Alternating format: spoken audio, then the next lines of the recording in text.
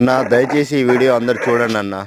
ఎందుకంటే ఏవేవో పనికిరాని యూట్యూబ్‌ల వీడియోలు చూస్తా ఉంటారు. దాని అర్థం పర్థం లేని వీడియోలు గూడా లైకులు కొడుతుంటారు. కానీ మా రైతులయి మాత్రం వీడియోలు ఎవరు చూడరు, లైక్ చేయరు, ఆదరణ అస్సలు లభించదు. మరి ఆ రైతులు ఏం పాపం చేసినో తెలవదు గానీ, ప్రకృతి అట్నే రైతులను నష్టం చేస్తుంది. ప్రభుత్వాలు నష్టం చేస్తాయి. ప్రతి ఒక్కరు రైతుని నష్టం చేస్తారు గానీ, వాళ్ళ బాధలు, కష్టాలు చెప్పుకోవడానికి ఒక యూట్యూబ్ లాంటి దాంట్లో గూడా ఎవరు సరిగ్గా ఆదరణ లేకపోతే ఎట్లా అన్నా? అందరికీ అన్నం గావాలి. అందరు తినడానికి అన్నం గావాలి. ప్రతి ఒక్కటి గావాలి గానీ, రైతుల బాధలు, రైతుల కష్టాల గురించి వాళ్ళు చేసే వీడియోలు మాత్రం ఎవరికీ అవసరం లేదన్న. ఎందుకన్నా అంతగా ఏం పాపం చేసిర్రు రైతులు?